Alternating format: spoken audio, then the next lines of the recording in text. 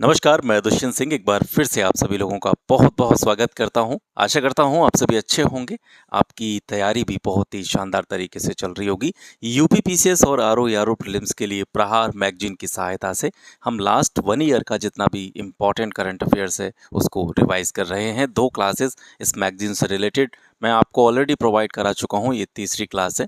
इस मैगज़ीन में last 1 year के करंट अफेयर्स के साथ ही क्योंकि यूपी की परीक्षाएं हैं तो यूपी स्पेशल का 1 साल का जो करंट अफेयर्स है वो भी कवर किया गया है और बहुत ही कम समय में आप इस मैगज़ीन की सहायता से अपने करंट अफेयर्स को रिवाइज़ कर सकते हैं। जैसा कि मैंने आपको पहले बताया कि 2 क्लासेस इसकी मैंने आपको ऑलरेडी प्रोवाइड कर दी हैं। 2 से 3 क्लासेस और होनी है और इसी के साथ आपका 1 साल का जितना भी करंट अफेयर्स है वो यहाँ से कंप्लीट हो जाएगा। अगर आप चाहें और अगर आपके पास समय है तो आप इस मैगज़ीन के साथ में कोई एक मैगज़ीन रेफरेंस के तौर पे इस्तेमाल कर सकते हैं, चाहे वो घटनासार हो सकती है, चाहे वो आँख वाली आई दृष्टि हो सकती है, घटना चक्र वाली, ठीक है? तो चलिए स्टार्ट करते हैं। आज हम शुरुआत करेंगे आर्थिक समीक्षा 2023-24 से। आर्थिक समीक्षा यानी इकोनॉमिक सर्वे जो भी है, इसकी पूरी समरी यहाँ पे नीचे प्रोवाइड करी गई है। पहले इस चार्ट में से जो भी इम्पोर्टेंट चीज़ें हो सकती हैं वो थोड़ा-सा मैं आपको यहाँ से बता देता हूँ। देखिए सबसे पहले लिख रहा है यहाँ पे जीडीपी ग्रोथ। हमारी जीडीपी की जो वृद्धि दर रही है या आगे के लिए कितना इसको अनुमानित किया गया है, वो सारी चीज़ें यहाँ से देख सकते हैं। ज़्यादा पुरानी चीज़ें आपको देखने की ज़रूरत नहीं है। यहाँ पर हम देखेंगे 2023-24 के लिए 2023-24 के लिए जो प्रारंभिक अनुमान थे जीडीपी ग्रोथ के, ठीक है, हमारी जीडीपी की वृद्धि दर जो आंकी गई थी वो 8.2% आंकी गई थी और 2024-25 के लिए इसको कितना अनुमानित किया गया है तो 6.5 से लेकर के 7% के आसपास इसको अनुमानित किया गया है, ठीक है। फिस्कल डेफिसिट ये इम्पॉर्टेंट है, ये अक्सर करके पूछा जाता है, इसको आयोग बार बार पूछता है, ठीक है। राजस्व घाटा जो है वो कितना रहा है 2023-24 में, तो वो है 5.6% ऑफ जीडीपी। हमारी टोटल जीडीपी जितनी है उसका 5.6%। इसके साथ साथ 2020-21 से लेकर के 2023-24 तक अगर हम देखें तो हमारा जो फॉरेन एक्सचेंज रिजर्व है, ठीक है, हमारा जो विदेशी मुद्रा रिजर्व है वो भी बढ़ा है। यानी 2023-24 में जो हमारा फॉरेन एक्सचेंज रिजर्व है वो है 646.4 बिलियन डॉलर, ठीक है, यूएस डॉलर में यहाँ पर ये जो कीमत है वो आंकी गई है, ठीक है। 2023-24 के लिए 646.4 बिलियन डॉलर जो है हमारा फॉरेन एक्सचेंज रिजर्व हो गया है। फूड ग्रेन प्रोडक्शन अक्सर करके पूछा जाता है। जितने भी फूड ग्रेन्स हैं उनका टोटल खाद्यान्न, मतलब यहाँ पे फूड ग्रेन्स का मतलब खाद्यान्न से है, तो खाद्यान्न उत्पादन कितना रहा है 2023-24 में? खाद्यान्न उत्पादन यहाँ पे 328.9 मिलियन टन, ये आप याद रखेंगे, ठीक है।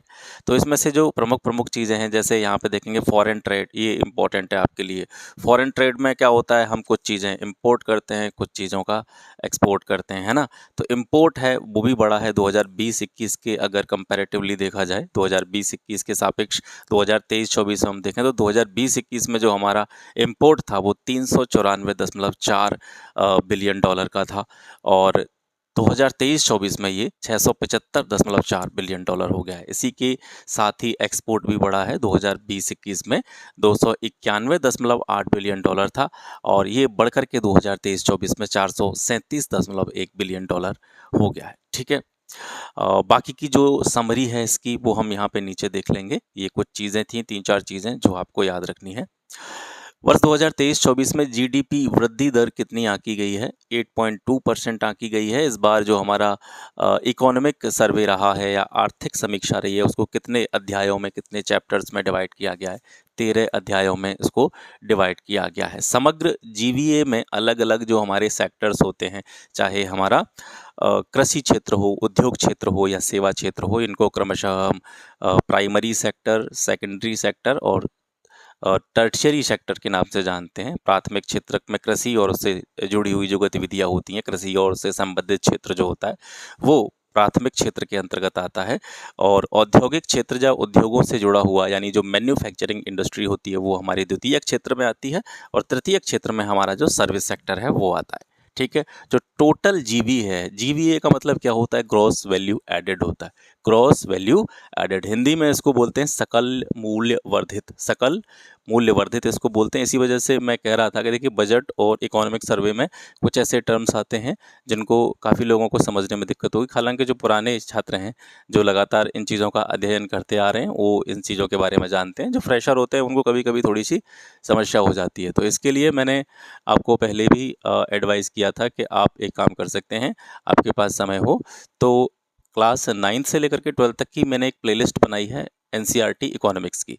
उसमें से आप ये जो बजट वाला स्पेसिफिक चैप्टर है, बजट को किस तरीके से समझा जाता है, किस तरीके से उसमें अंडरस्टैंडिंग डेवलप की जाती है, तो उसका एक वीडियो पड़ा हुआ है, उसको आप देख सकते हैं। वहाँ पे जाकर के वो आपको आसानी से मिल जाएगा एनसीईआरटी इकोनॉमिक्स की प्लेलिस्ट में, ठीक है।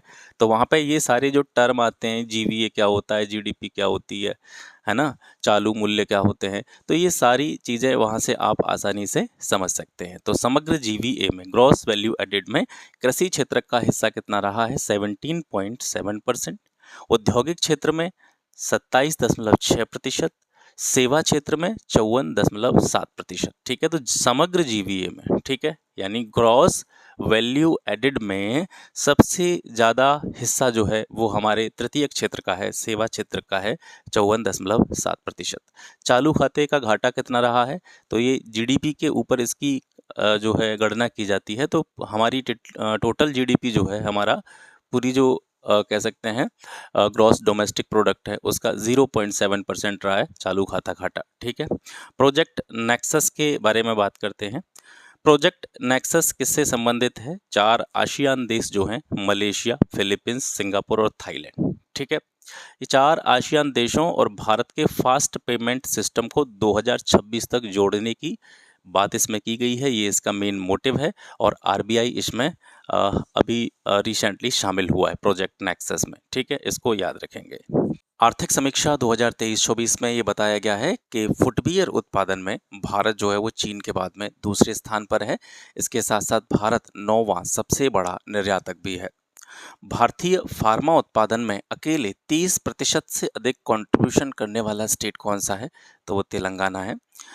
विश्व बैंक के अनुसार शीर्ष प्रेषण प्राप्तकर्ता देश कौन सा बना है? तो वो भारत है। ये इंपॉर्टेंट पॉइंट है, पूछा जा सकता है, याद रखिएगा। शीर्ष प्रेषण प्राप्तकर्ता का अर्थ आप यहाँ पे क्या लगा सकते हैं? भारत के जितने भी सिटीजन्स हैं उसमें से बहुत सारे भारत के बाहर भी अन्य देशों में काम कर रहे हैं, सर्विसेज कर रहे हैं या अन्य क्षेत्रों में लगे हुए हैं, तो वो वहाँ से पैसा जो है वो अपने देश भेजते हैं, भारत भेजते हैं। तो इस तरीके का पैसा भारत ने सबसे ज़्यादा प्राप्त किया है।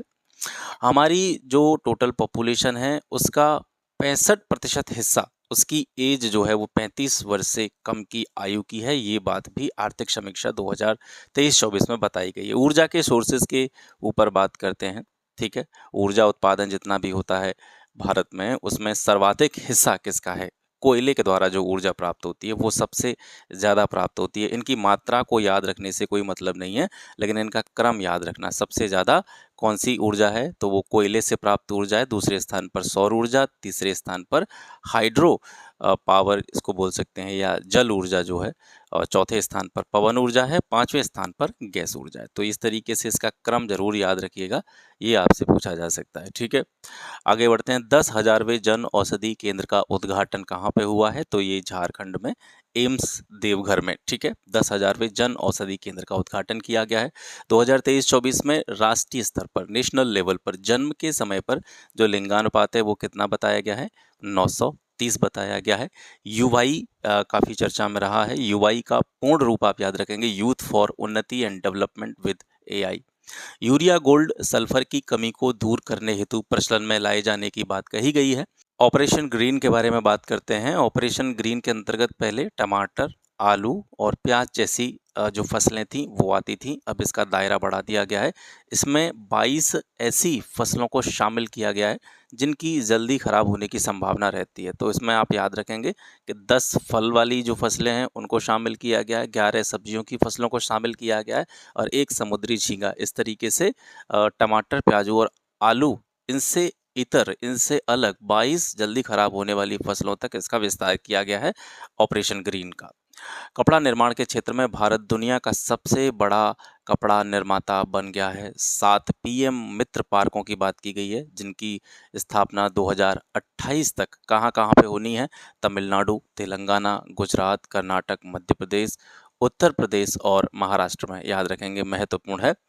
4E का अर्थ क्या है? 4E का मतलब इस तरीके से 4E की बात हो रही है यहाँ पे, तो E का मतलब इंजीनियर, दूसरी का मतलब इन्फोर्समेंट, तीसरी का मतलब इमरजेंसी केयर और चौथी का मतलब है एजुकेशन। तो ये 4 E's ये याद रखेंगे, ठीक है। इस तरीके के प्रश्न गत वर्षों में भी आयोग ने पूछे हैं, तो 4 E's का तात्पर्य क्या है वो याद रखेंगे, इंजीनियर, इन्फोर्समेंट और emergency care and education.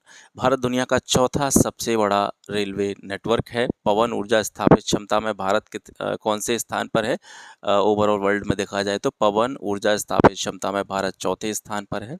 AI computer Airavat हाल ही में चर्चा में रहा है। जर्मनी में अंतर्राष्ट्रीय सुपर कंप्यूटिंग सम्मेलन 2023 में शीर्ष 500 कंप्यूटर्स की सूची में इसने 75वां स्थान प्राप्त किया है। चाइना प्लस वन रणनीति, इसके बारे में बात करते हैं। इसका उद्देश्य है चीन से प्रत्यक्ष विदेशी निवेश को बढ़ावा देना और चीन से जितना भी हमारा आयात होता है उसको कम से कम करने की कोशिश करना। पीएम आवास योजना शहरी, इसकी जो समयावधि है इसको बढ़ा दिया गया है। कब तक इसका विस्तार किया गया है? तो याद रखेंगे इसको 31 दिसंबर 2024 तक बढ़ाया गया है, आर्थिक समीक्षा 2023-24 के अनुसार। इसके अलावा पीएम आवास योजना शहरी 2.0, इसका विस्तार 2024-25 से लेकर के 2028-29 तक किया गया है।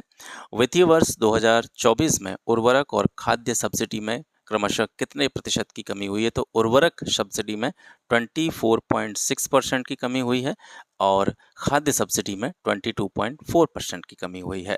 भारत का शेयर बाजार पूंजीकरण जीडीपी अनुपात में वैश्विक स्तर पर कौन से स्थान पर है? तो ये 5वें स्थान पर है।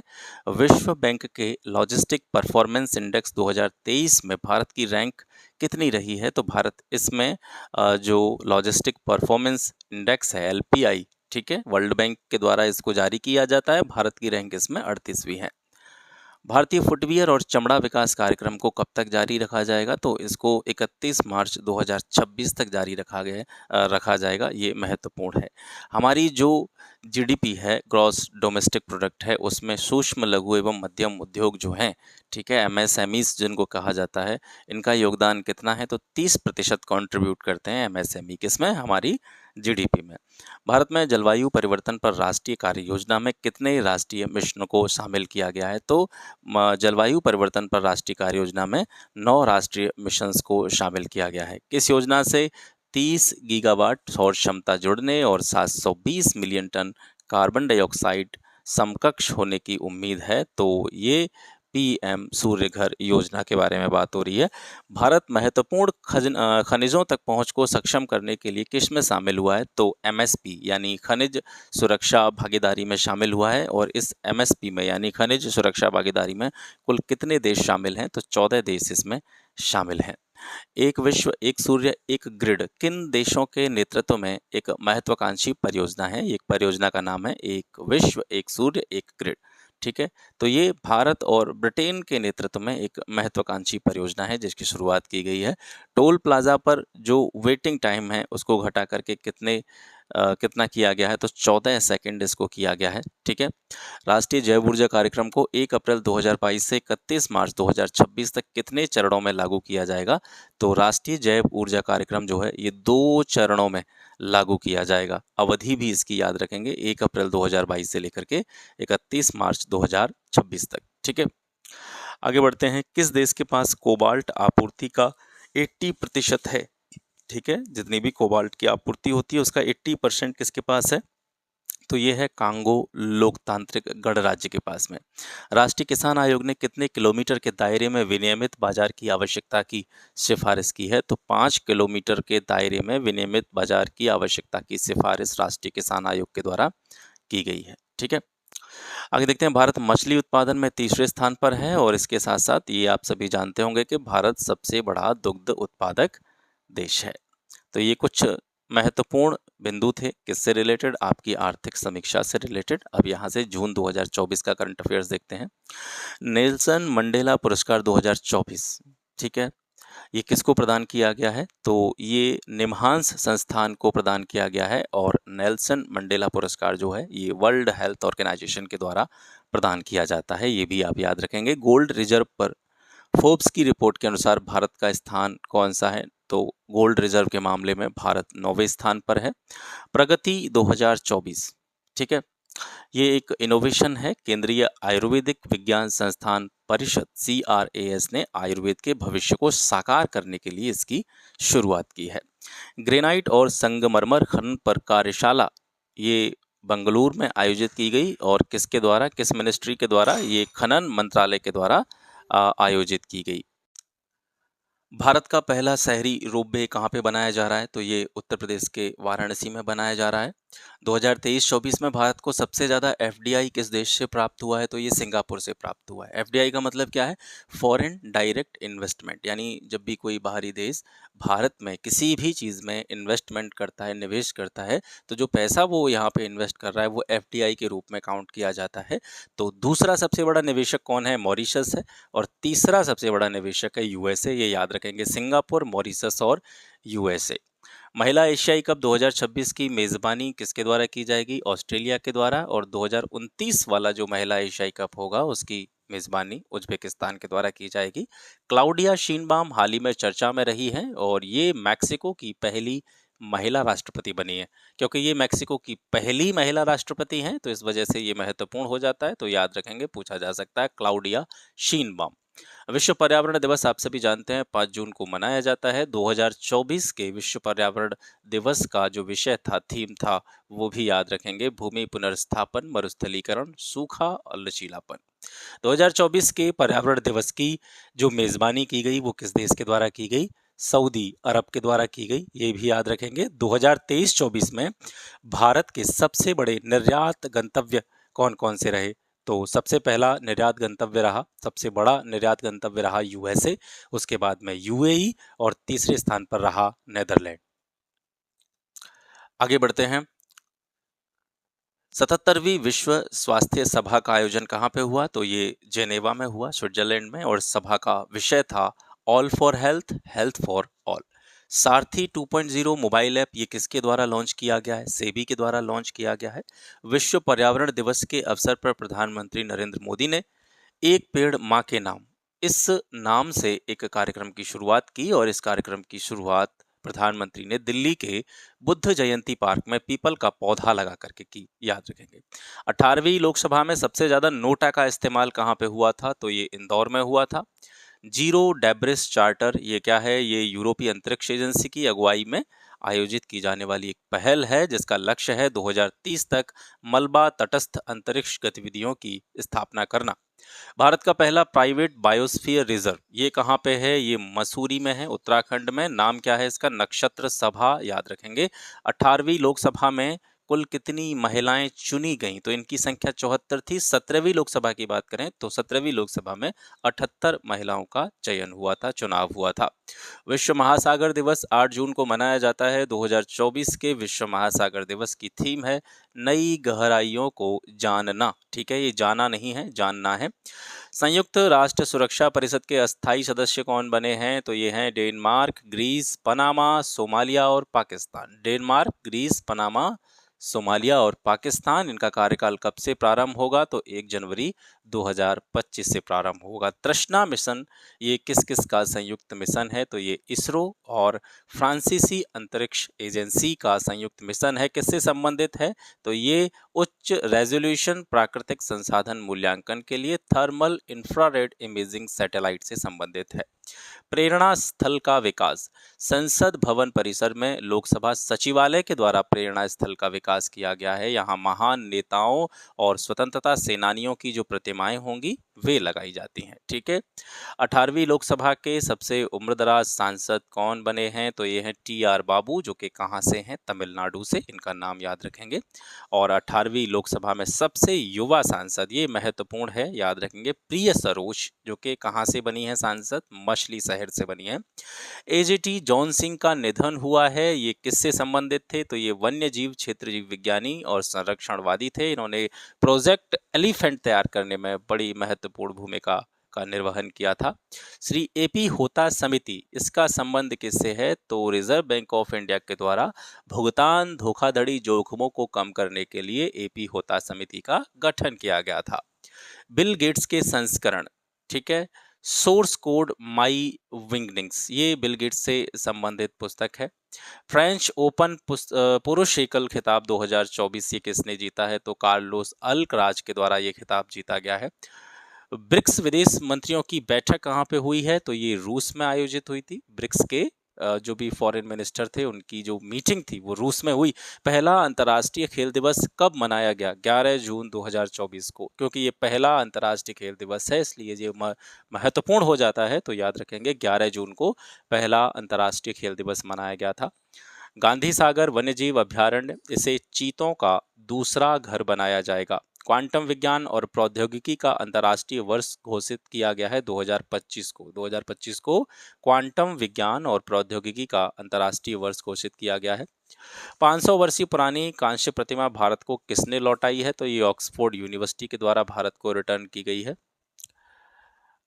इसे तमिलनाडु के मंदिर से चुराया गया था। ठीक है। पंडित राजीव तारानाथ की मृत्यु फिलहाल हुई है और ये किससे संबंधित थे? तो ये एक सरोद वादक थे और सोनिया मेहर घराने से संबंधित थे। विश्व लैंगिक अंतराल सूचकांक 2024, ठीक है, इसमें भारत की जो रैंकिंग रही है वो है 129। विश्व बैंक कंटेनर पोर्ट प्रदर्शन सूचकांक में जो विशाखापत्तनम पोर्ट है भारत का, उसे 19वीं रैंक प्राप्त हुई है। G7 शिखर सम्मेलन का 50वां एडिशन कहाँ पे आयोजित हुआ? तो ये इटली में। ठीक है। G7 शिखर सम्मेलन का 50वां संस्करण इटली में आयोजित किया गया। जन औषधि केंद्र योजना में शामिल होने वाला पहला देश कौन बना है? भारत की जो जन औषधि केंद्र योजना है उसमें मॉरिशस जो है पहला कंट्री है जो इसमें शामिल हुआ है। भारत गहरे समुद्र मिशन को शुरू करने वाला कौन सा देश बन गया है? तो ये 6वां देश बना है। यूक्रेन के लिए अंतर्राष्ट्रीय शांति सम्मेलन 2024 ये कहाँ पर आयोजित हुआ? तो ये स्विट्जरलैंड में आयोजित किया गया और भारत एकमात्र एशिया का देश है जो इसमें शामिल हुआ है। 3 स्टार ग्रैंड प्रिक्स घुड़सवारी प्रतियोगिता जीतने वाली पहली भारतीय कौन बनी है? तो श्रुति वोरा। श्रुति वोरा ने 3 स्टार ग्रैंड प्रिक्स घुड़सवारी प्रतियोगिता जीत ली है। भारत में सबसे ज्यादा पवन ऊर्जा स्थापित क्षमता के लिए पहला पुरस्कार जो है वो किस स्टेट को दिया गया है? तो पवन ऊर्जा के लिए ये जो प्रथम पुरस्कार मिला है गुजरात स्टेट को मिला है। स्मृतिवन भूकंप स्मृति संग्रहालय ये कहाँ पे निर्मित किया गया है? तो ये गुजरात के भुज में निर्मित किया गया है। विश्व मरुस्थलीकरण एवं सूखा निवारण दिवस 17 जून को मनाया जाता है। 2024 की विश्व मरुस्थलीकरण और सूखा निवारण दिवस की जो थीम थी वो थी भूमि के लिए एकजुटता, हमारी विरासत, हमारा भविष्य। ग्रैंड प्रिक्स 2024 प्रतियोगिता ये किसने जीती है? इसमें भारतीय एथलीट लवलीना बोरगोहन ने जो है रजत पदक जीता है और ये प्रतियोगिता जो थी ये चेक रिपब्लिक में आयोजित की गई थी। अभी बिनसर वन्यजीव अभयारण्य जो है ये फिलहाल चर्चा में रहा है। तो ये बिनसर वन्यजीव अभयारण्य जो है ये कहाँ पे पड़ता है? आपका उत्तराखंड में है।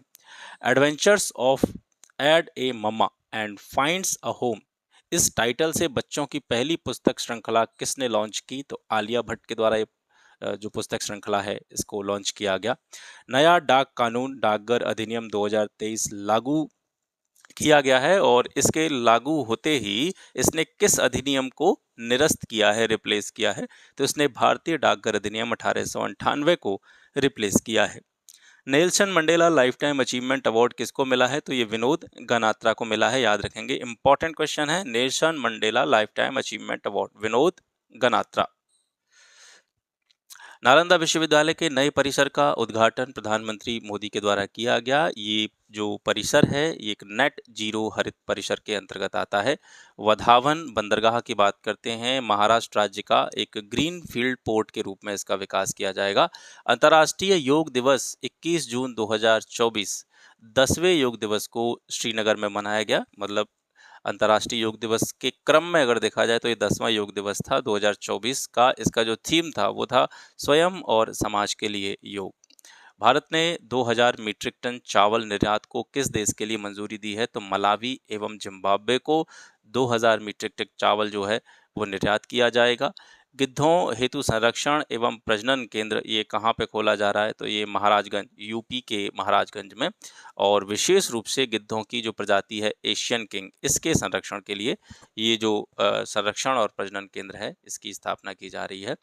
V Shantaram lifetime achievement पुरस्कार 2024 किसको मिला है? तो ये सुब्बैया नल्लामुथु को मिला है। National highway authority of India राष्ट्रीय राजमार्गों के हरित आवरण के लिए किस वृक्षारोपण पद्धति का प्रयोग करेगा? तो ये जापान की मियावाकी वृक्षारोपण पद्धति का उपयोग करेगा। 9वें राष्ट्रीय योग ओलंपियाड का उद्घाटन कहाँ पे हुआ? तो ये कर्नाटका के मैसूर में हुआ। वर्ल्ड इकोनॉमिक फोरम के द्वारा जारी वैश्विक ऊर्जा संक्रमण सूचकांक 2024 में भारत की रैंकिंग 63rd है। ठीक है, याद रखेंगे। जारी WEF द्वारा जारी कौन सा सूचकांक है? ये वैश्विक ऊर्जा संक्रमण सूचकांक। इसमें भारत 63वें स्थान पर है। पुनः प्रयोज्य प्रक्षेपण यान पुष्पक किसके द्वारा विकसित किया गया है? तो ये इसरो के द्वारा विकसित किया गया है। भारत का पहला यूनेस्को साहित्य शहर किसे घोषित किया गया है? तो केरल के कोझिकोड को। ओडिशा सरकार ने हॉकी इंडिया के लिए प्रयोजन को कब तक के लिए बढ़ा दिया है? तो 2036 तक के लिए इसको बढ़ा दिया गया है। एनटीए द्वारा परीक्षाओं को पारदर्शी और निष्पक्ष संचालन सुनिश्चित करने के लिए किसकी अध्यक्षता में एक समिति बनाई गई? तो डॉक्टर के राधाकृष्णन की अध्यक्षता में इन परीक्षाओं को पारदर्शी और इनके निष्पक्ष संचालन के लिए एक समिति बनाई गई है। विद्युत वाहनों की सुरक्षा बढ़ाने के लिए 2 नए मानक लागू किए गए हैं। दोनों का नाम याद रखेंगे, बहुत ही महत्वपूर्ण है, ये पूछा जा सकता है। ठीक है, IS 18590 और IS 18606। ठीक है, ये 2 नए मानक हैं। साइट कार्यक्रम के बारे में बात करते हैं। राष्ट्रीय हरित हाइड्रोजन मिशन के साइट कार्यक्रम के तहत उर्वरक क्षेत्र के लिए हरित अमोनिया का आवंटन 5.5 लाख टन से बढ़ा करके प्रति वर्ष 7.5 लाख टन कर दिया गया है। ठीक है, तो ये जो साइट कार्यक्रम है, ये किस मिशन के अंतर्गत संचालित है? तो ये राष्ट्रीय हरित हाइड्रोजन मिशन के अंतर्गत संचालित है। विश्व टेबल टेनिस कंटेंडर एकल खिताब किसने जीता है? तो ये श्रीजा अकोला ने जीता है। और श्रीजा अकोला जो है, ये खिताब जीतने वाली पहली भारतीय महिला बन गई हैं। नेत्रान झील ये हाल ही में चर्चा में रही है। ये तंजानिया में केन्या की सीमा पर स्थित खारे पानी की झील है। नेत्रान झील याद रखेंगे। ठीक है, कहाँ पे है? तंजानिया में। तंजानिया में केन्या की सीमा पर पड़ती है। और कैसे पानी की झील है? खारे पानी की झील है।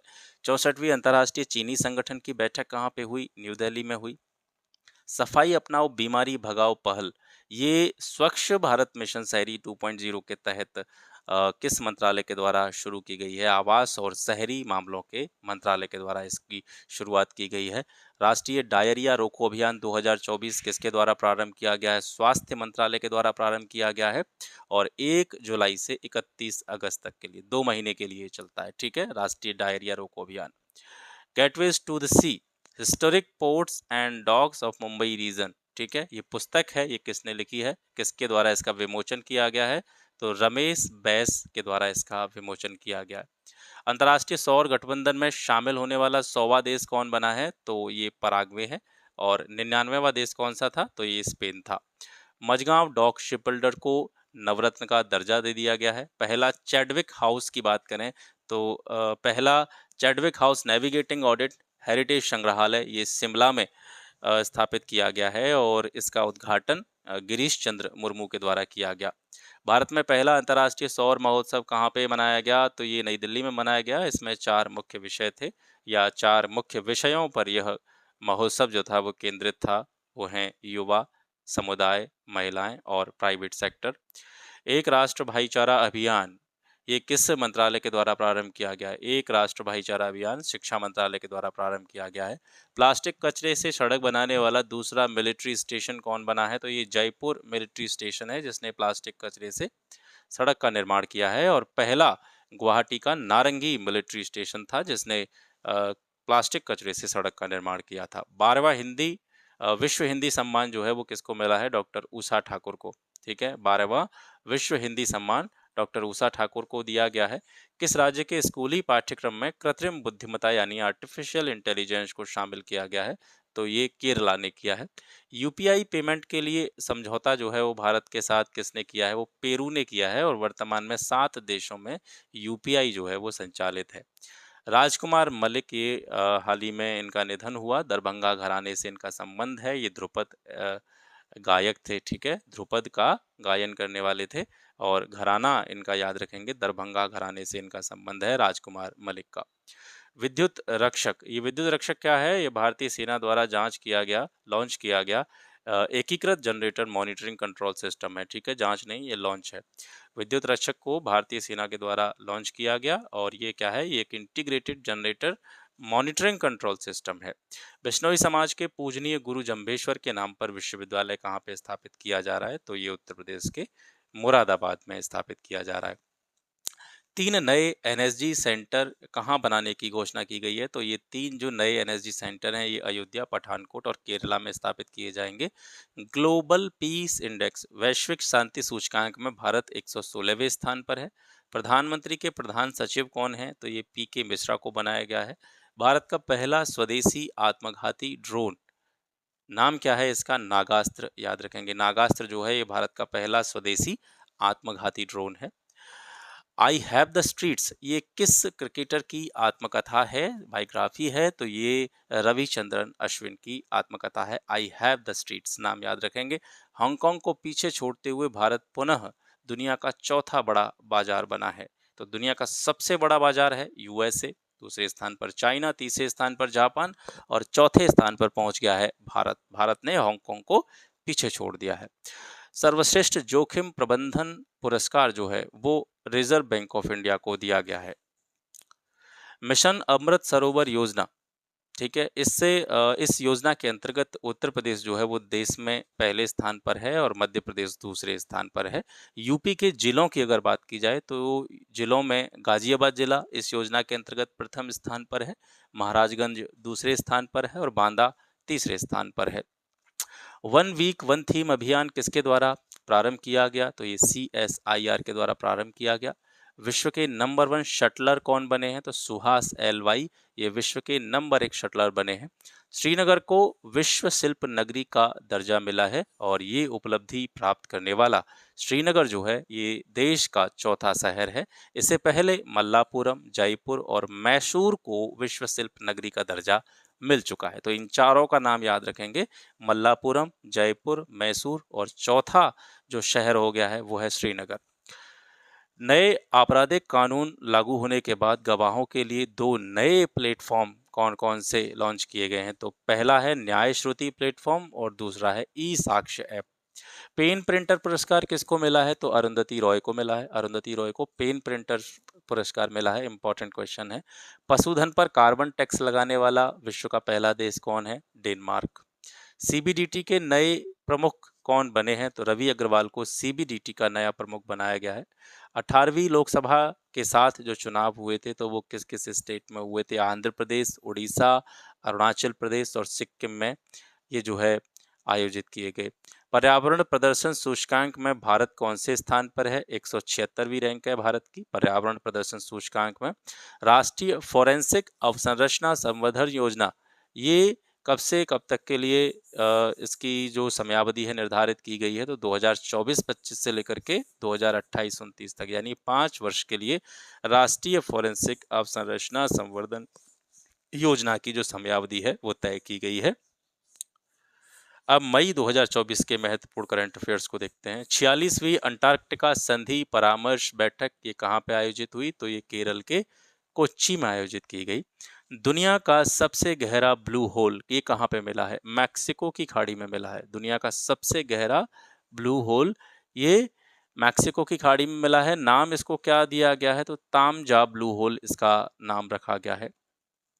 स्मार्ट क्या है? स्मार्ट जो है ये supersonic missile assisted release of torpedo, ठीक है, इसी का संक्षिप्त रूप है स्मार्ट। इसका सफल परीक्षण किया गया है। ये एक पनडुब्बी रोधी मिसाइल है। इसका परीक्षण उड़ीसा के अब्दुल कलाम द्वीप से किया गया है। स्मार्ट का पूर्ण रूप भी याद रखेंगे। विश्व प्रेस स्वतंत्रता दिवस 3 मई को मनाया जाता है। 2024 के विश्व प्रेस स्वतंत्रता दिवस का जो विषय है वो है apprise for the planet journalism in the case of the environment crisis.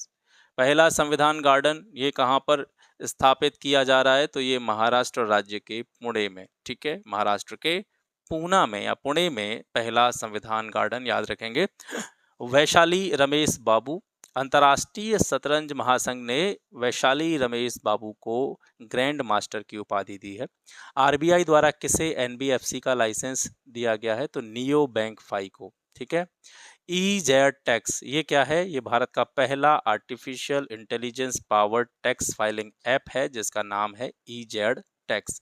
World press freedom index में भारत का स्थान 159, जो कि हमेशा से ही बहुत ही बेकार स्थिति रहती है फ्रीडम इंडेक्स में।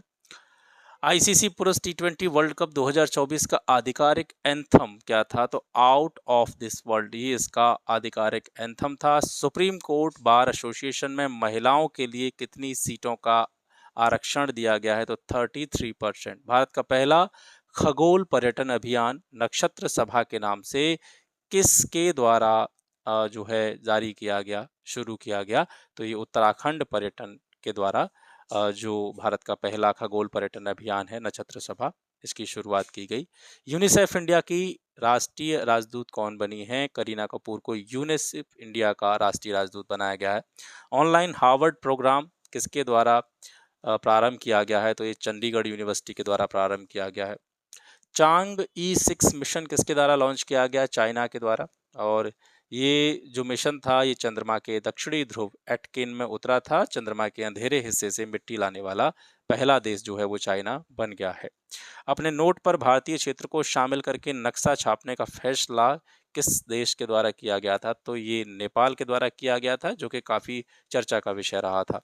7000 साल पुरानी प्रागैतिहासिक बस्ती की खोज कहाँ पे हुई है? तो ये सर्बिया देश में हुई है। पहली स्वदेशी डिजाइनर माइक्रो कंट्रोलर चिप किसके द्वारा लॉन्च की गई है? तो ये आईआईटी मद्रास के द्वारा लॉन्च की गई है।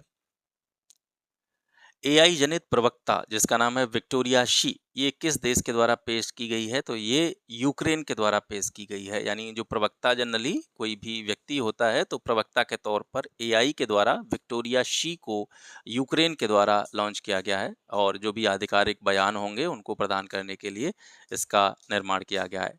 कांके संथुराई बंदरगाह ये श्रीलंका का बंदरगाह है और भारत द्वारा इसके वित्त पोषण के लिए मदद दी गई है। तो याद रखेंगे बंदरगाह का नाम कांके संतोराई श्रीलंका का बंदरगाह है। मार्स ये क्या है? तो ये high mobility artillery rocket system है, यूएसए के द्वारा इसको लॉन्च किया गया है। पहली स्वतंत्र 2D धातु कौन सी है? तो ये गोल्डन है। शिंकुला दर्रा अभी चर्चा में रहा और यहाँ पर बीआरओ के द्वारा यानी बॉर्डर रोड ऑर्गेनाइजेशन के द्वारा टनल का निर्माण किया जा रहा है। यह हिमाचल की लाहौल घाटी और लद्दाख की जास्कर घाटी के बीच स्थित है। शिंकुला दर्रा नाम याद रखेंगे। दुनिया की पहला सीएनजी से चलने वाली बाइक किस कंपनी के द्वारा लॉन्च की गई? तो ये बजाज कंपनी के द्वारा लॉन्च की गई। भारत 100 अरब डॉलर प्रेषण प्राप्तकर्ता लिस्ट में पहला स्थान है। पहले भी इसके बारे में हमने चर्चा की है। भारत 2022 में शीर्ष प्रेषण प्राप्तकर्ता देश बना था भारत, और दूसरे स्थान पर जो ज़्यादा प्रेषण प्राप्त किया था वो मैक्सिको ने, तीसरे स्थान पर चाइना रहा था। भारत तीसरा सबसे बड़ा सौर ऊर्जा उत्पादक देश बना है, और तीसरा सबसे बड़ा सौर ऊर्जा उत्पादक देश बनने के साथ ही भारत ने जापान को पीछे छोड़ दिया है। ड्रोन दीदी योजना इम्पॉर्टेंट है। कौशल विकास और उद्यमिता मंत्रालय के द्वारा ये योजना लॉन्च की गई है और इसके लिए महिंद्रा के साथ में साझेदारी की गई है।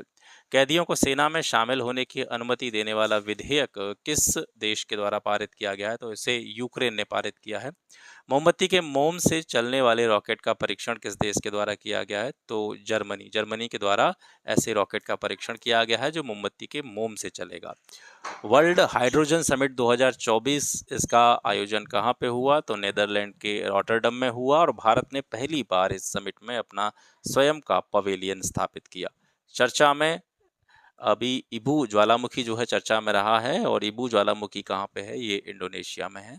छत्तीसगढ़ का पहला 15 मेगावाट का फ्लोटिंग सोलर प्लांट ये किसके द्वारा बनाया गया है? तो भिलाई स्टील प्लांट के द्वारा। ठीक है, भिलाई स्टील प्लांट के द्वारा छत्तीसगढ़ का पहला 15 मेगावाट का फ्लोटिंग सोलर प्लांट निर्मित किया जा रहा है। यूनेस्को के विश्व एशिया प्रशांत क्षेत्रीय स्मृति रजिस्टर के बारे में बात करेंगे। इस रजिस्टर में रामचरितमानस, पंचतंत्र, सहृदय लोक को शामिल किया गया है। साहिद बेहेरती बंदरगाह ये कहाँ पे है? ईरान के चाबहार में है। ठीक है। भारत और ईरान ने इस बंदरगाह के संचालन के लिए किसी दीर्घकालिक समझौते पर हस्ताक्षर किए हैं। मझगांव डॉक शिपबिल्डर्स लिमिटेड ये कितने वर्ष पुराना हो चुका है? तो ये 250 वर्ष इसकी स्थापना के पूरे हो चुके हैं। शीर्ष 25 रैंकिंग में पहली महिला टेबल टेनिस खिलाड़ी कौन बनी है? तो ये मनिका बत्रा भारत की हैं, ठीक है। चांद पर पहला रेलवे स्टेशन सिस्टम बनाने की योजना किसके द्वारा बनाई गई है? तो ये नासा के द्वारा बनाई गई है। 25 मई को विश्व फुटबॉल दिवस घोषित किया गया है। 25 मई को विश्व फुटबॉल दिवस घोषित किया गया है, इंपॉर्टेंट है। फेडरेशन कप 2024 इसमें जेवलिन थ्रो विधा में नीरज चोपड़ा ने गोल्ड मेडल जीता है।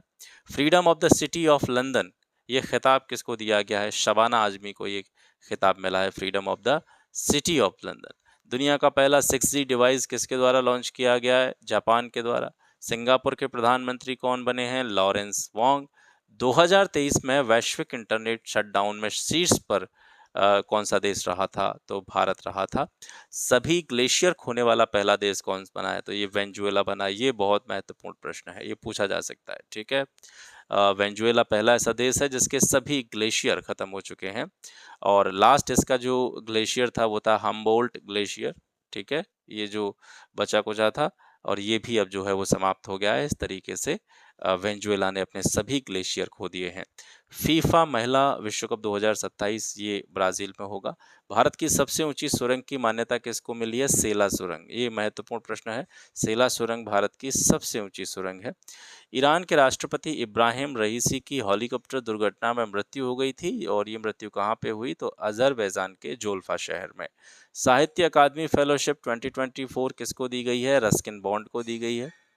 भीष्मा क्यूब क्या है? ये भारतीय वायुसेना का एक स्वदेशी मोबाइल अस्पताल है और इसका परीक्षण जो था आगरा के हवाई मार्ग पर किया गया था। बाढ़ से निपटने के लिए भारत सरकार द्वारा $10 लाख की सहायता किस देश को प्रदान की गई है? केन्या को भारत ने ये सहायता प्रदान की है और पहली राहत की जो खेप थी वो केन्या के मोम्बासा बंदरगाह पे पहुंची थी।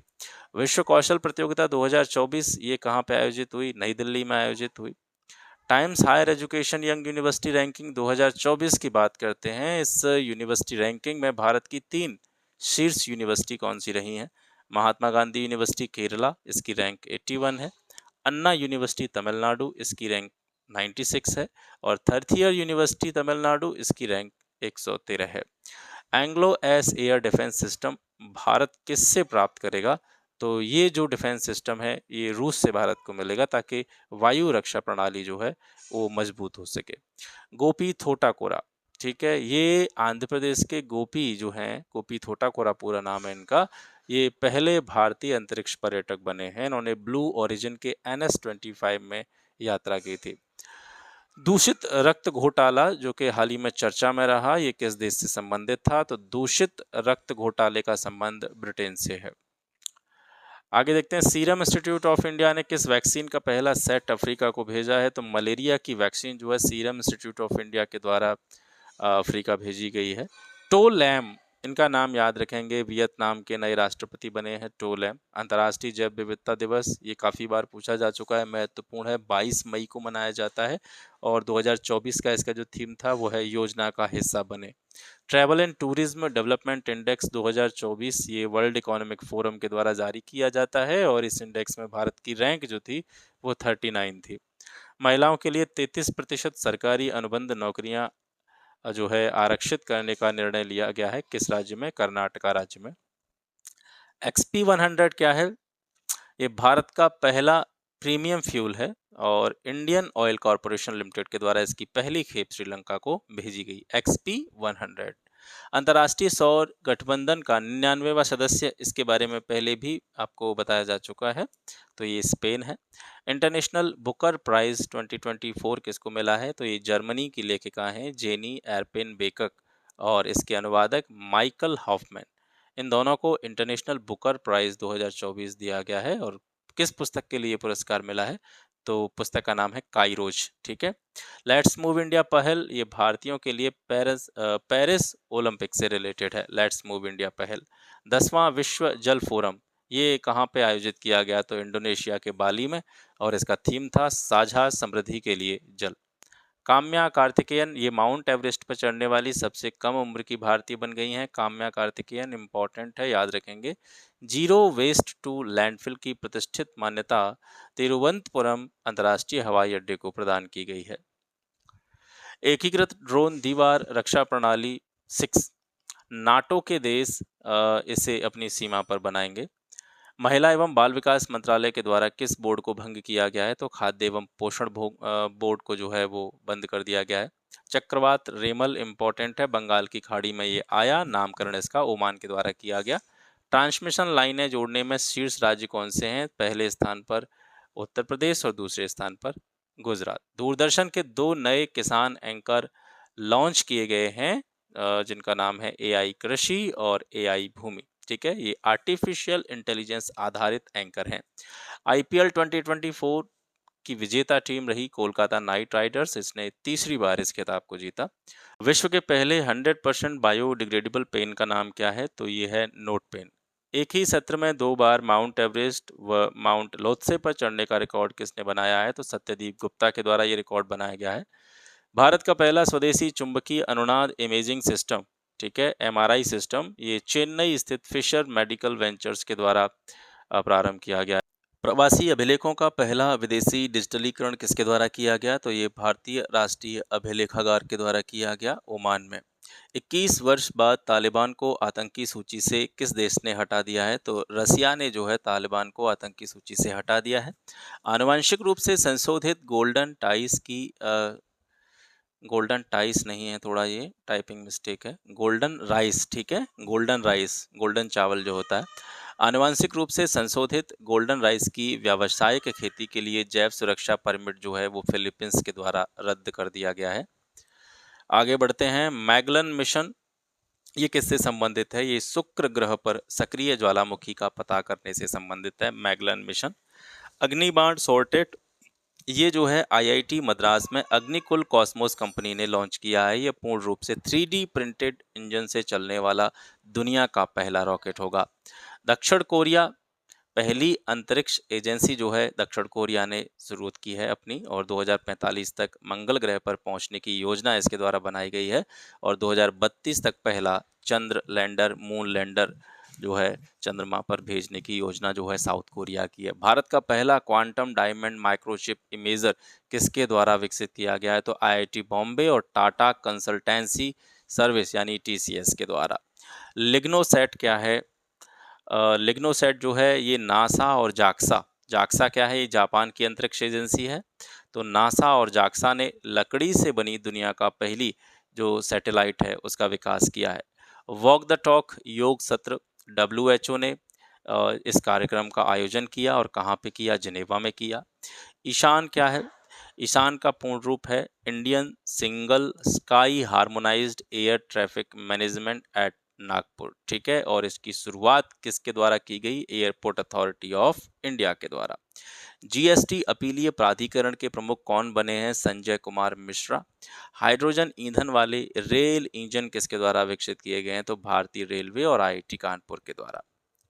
भारत का पहला स्वदेशी यूएवी बेंगलुरु में लॉन्च किया गया, जिसका नाम है बॉम्बरशक FWS-200B, नाम इसका याद रखेंगे।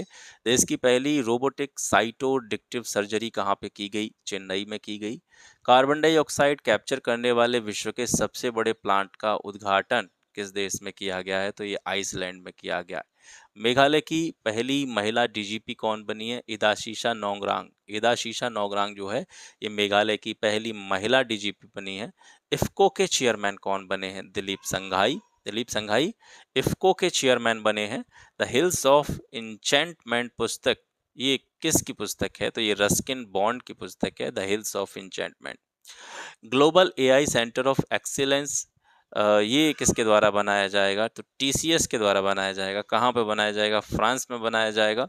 न्यू कैलेडोनिया ये एक द्वीप है जो प्रशांत महासागर में स्थित है। फ्रांस के अधीन इस द्वीप में हिंसा भड़काने से आपातकाल लगाया गया था, ठीक है, ये बहुत इंपॉर्टेंट है। न्यू कैलेडोनिया में आपातकाल लगाया गया था। कहाँ पे है? ये प्रशांत महासागर में स्थित है। किस देश के अंतर्गत आता है?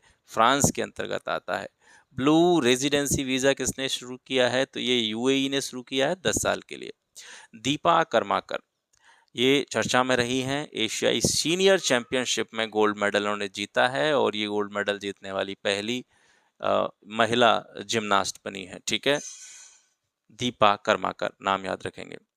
नर्मदा परिक्रमा, इसको यूनेस्को की इंटेंजिबल हेरिटेज सूची में शामिल किया जाएगा। नर्मदा परिक्रमा को प्री फायर मिशन क्या है? ये नासा का मिशन है। इस मिशन के तहत सैटेलाइट जलवायु परिवर्तन को लेकर के बेहतर पूर्वानुमान लगाने में जो है सक्षम हो सकेंगे। फिलाडेल्फी कॉरिडोर, इजराइल ने मिस्र से लगी गाजा की 14 किलोमीटर लंबी सीमा को अपने कब्जे में ले लिया है और इस 14 किलोमीटर लंबी सीमा को ही फिलाडेल्फी कॉरिडोर कहा जाता है।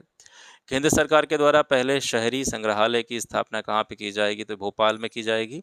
भारत का पहला खगोल पर्यटन अभियान ये उत्तराखंड सरकार के द्वारा शुरू किया गया है मसूरी में। वैध समारोह के अभाव में हिंदू विवाह वैध नहीं है, ये सुप्रीम कोर्ट ने कहा है। इसमें बौद्ध, जैन और सिख भी शामिल हैं। भारत द्वारा किस देश को 14,000 टन गैर बासमती चावल निर्यात किए गए हैं? तो ये निर्यात किया गया है मॉरिशस को। डेंगू के नए टीके का नाम टैक 003 याद रखेंगे। डेंगू का टीका है TAK 003। विटकी गोल्ड अवार्ड ये किसको मिला है? असम की वन्यजीव विज्ञानी हैं, नाम है इनका पूर्णिमा देवी। इनको विटकी गोल्ड अवार्ड से सम्मानित किया गया है। पुस्तक है नेवर नेवर लैंड, ये किसकी पुस्तक है? तो ये नमिता गोखले की पुस्तक है। ठीक है,